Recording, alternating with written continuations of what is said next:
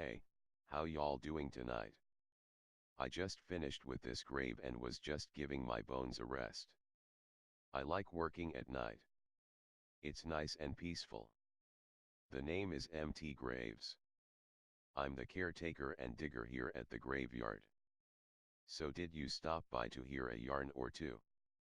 I have some terror-filled tales that will set your mind racing and have your hair on end. Well, find you a spot and get comfortable and I'll tell you a story that will keep you up at night, staring into the darkness wondering if you will be next. Bed's breakfast.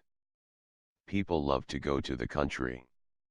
The lazy days, the rich cozy landscape. It can be rolling farmlands, quiet hamlets, or towering forests. Urban people love to vacation in these spots any chance they get. City life is so hurried, so crowded. Some wait all year to spend a week at their favorite spots, while others sneak away for a weekend. One of the most popular ones is the bed and breakfasts. They are usually tucked away in a small town. People are lured by the cozy accommodations and hospitality. And so it was that one of these couples was Ralph and Alice, young, budget-conscious newlyweds from the nearby city. They arrived at the bed and breakfast shortly after sunset. The building looked like a small mansion which were popular in the late 1900s.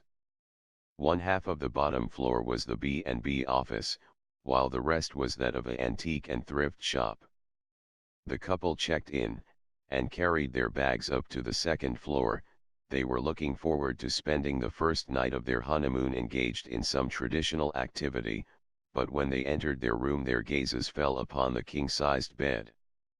It was an large antique four-poster, with a light wooden frame at least a century old.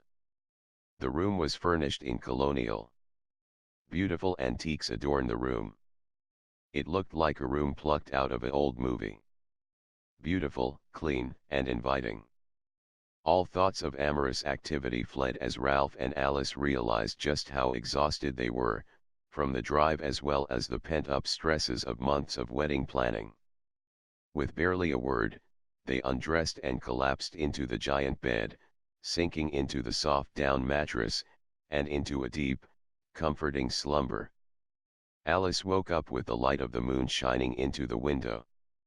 She looked over at her husband sleeping, his body nestled in the soft bed.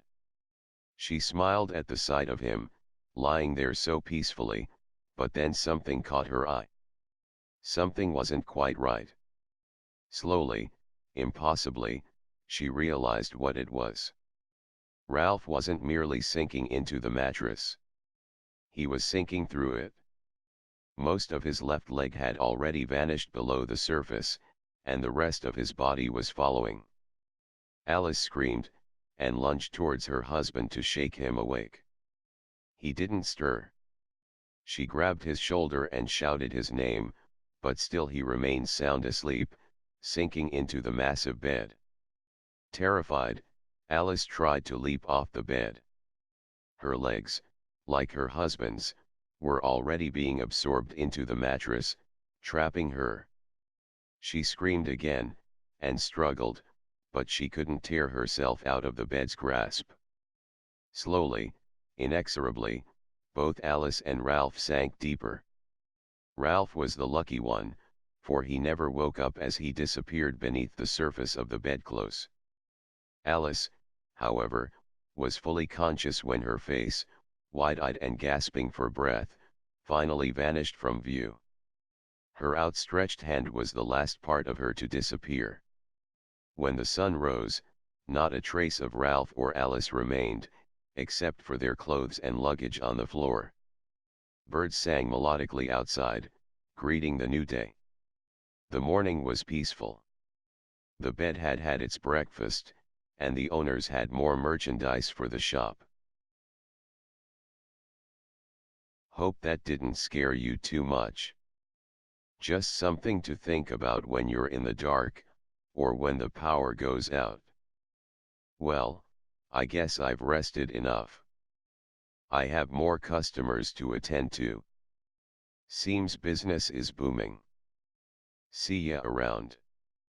Eventually.